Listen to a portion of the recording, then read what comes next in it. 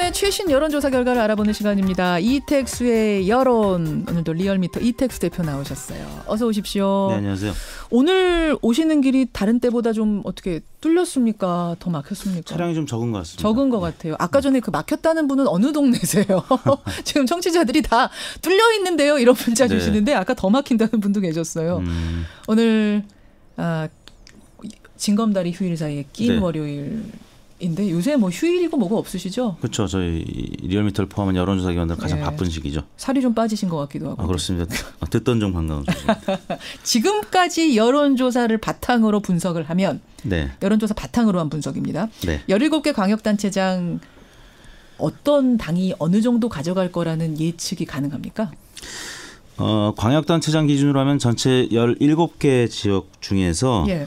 민주당이 현재까지 우세한 지역이 13개 정도, 그리고 자유한국당이 한 3개 정도, 무소속이 1개 정도로 예상이 되는데 지방선거가 아직 많이 남아 있습니다. 그렇죠.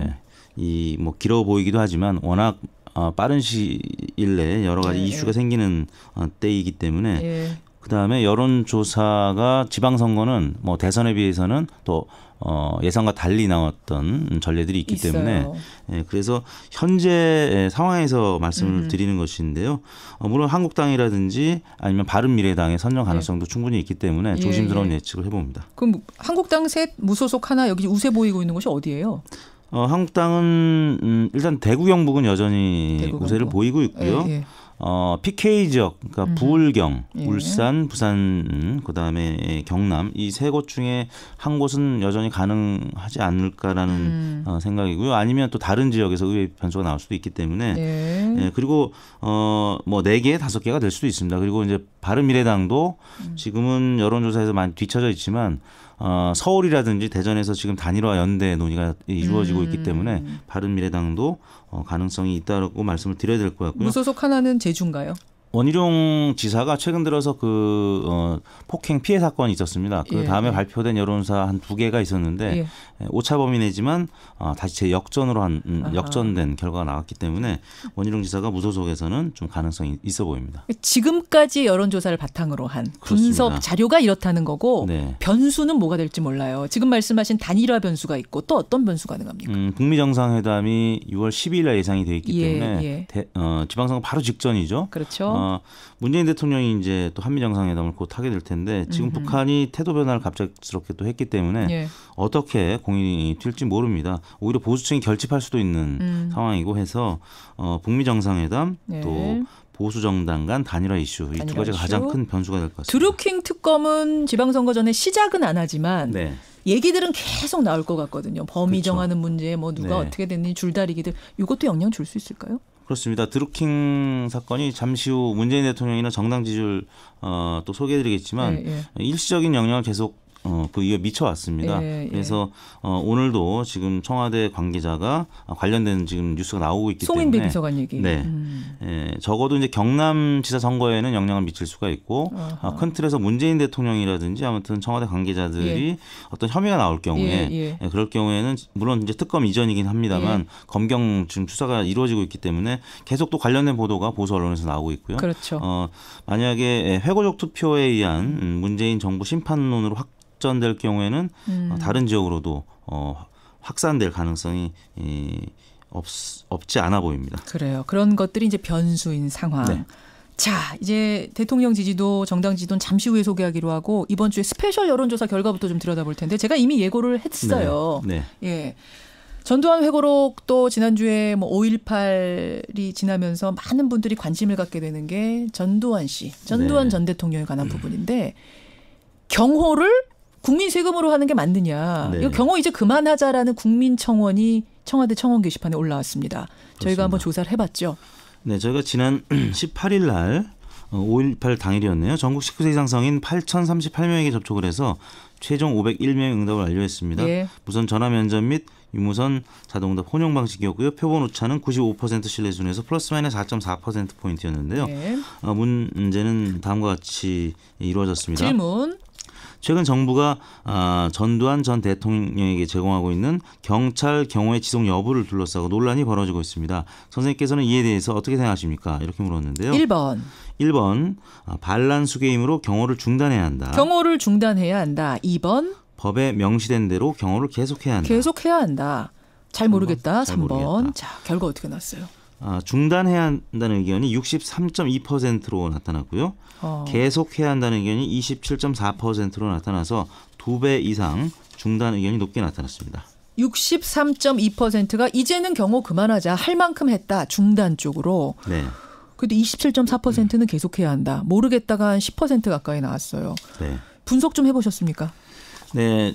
진보층, 중도층에서는 중단 의견이 매우 높았고요. 예. 반면에 보수층에서는 또 경호 계속 의견이 또 높았습니다. 진보층에서는 얼마나 경호 중단이 진보층은 80%가 경호 중단, 중도층은 64.1%가 경호 중단. 예. 반면에 보수층에서는 경호 중단 의견이 37.1%에 그쳤고 경호를 계속해야 한다는 의견이 54.6%로 절반 이상으로 나타났습니다. 그래요? 중도 진보층과 보수층이 다른 의견을 나타냈고요. 지정당별로는 민주당 지지층 경호 중단 80.4%, 예. 정의당 지지층 72.8%, 바른미래당 지지층 54.6%, 무당층도 40.7%가 경호 중단 의견을 밝혀서 예. 온도차는 있었습니다만 모두 경호 중단 의견을 나타냈고 반면에 자유한국당 지지층만 경호 계속 의견이 72.2%로 완전히 상반된 입장을 나타냈습니다. 지지 정당이 지금 숫자가 굉장히 많잖아요. 네. 근데 자유한국당만 빼고 다른 모든 정당에서는 경호 중단이 높았고 그렇습니다. 자유한국당 지지층에서만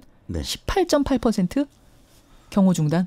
18.1%가 경호 중단, 경호 계속이 72.2%로 압도적으로 나타났습니다. 압도적으로 경호 계속이 나타난 그렇군요. 네. 청와대가 이게 20만 명 넘으면 어떻게든지 답을 해야 되는 상황인데 네. 이거 이제 시작이 됐으니까 한번 지켜보도록 하고요.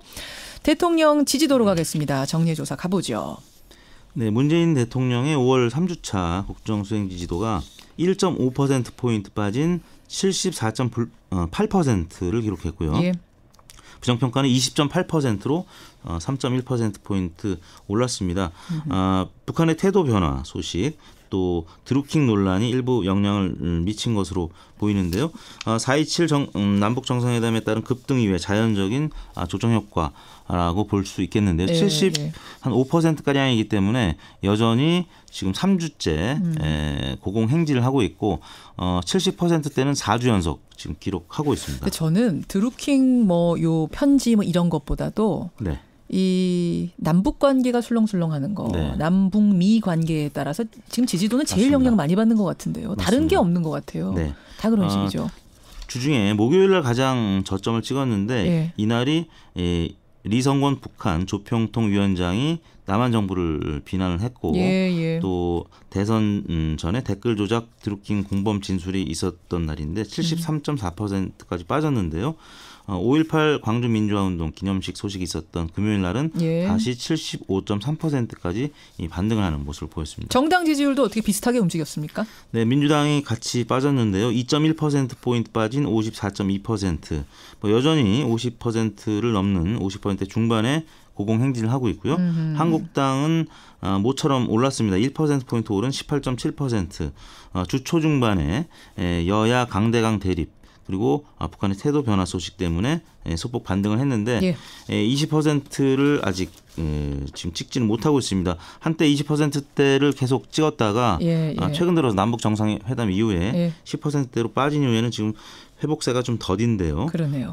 정의당이 5.8%로 1.2%포인트 올라서 바른미래당을 0.1%포인트 제치는 3위로 나타났고요. 오차범위 내이긴 하지만 이게 정의당으로서는 상당히 고무적이겠는데 어쨌든 그렇습니다. 등수로는 지금 정의당이 3위예요. 네. 그 밑으로 바른미래당, 민주평화당이 그렇습니다. 있어요. 오차범위 내이긴 하지만 바른미래당을 약간 앞서는 기록을 나타냈고요. 바른미래당이 5.7%로 0.3%포인트 빠졌고 민주평화당은 0.9%포인트 오른 3.4%로 소폭입니다만 상승세를 보이고 있습니다. 그 정의당의 5.8%는 어떻게 분석을 하고 계세요? 정의당이 최근 들어서 국회 내에서 그 캐스팅 보트의 역할을 톡톡히 하고 있고 예. 부정적인 보도보다는 긍정적인 보도가 계속 이어지고 있기 때문에 예, 지금 바른미래당 같은 경우는 유승민, 안철수 전 현 대표 간의 갈등이 지금 계속 보도가 되고 있죠. 공천 관련해서 지금 논란이 일고 있는데 그렇죠. 그러다 보니까 정의당보다 조금 낮은 수치를 기록한 것 같습니다. 그래요.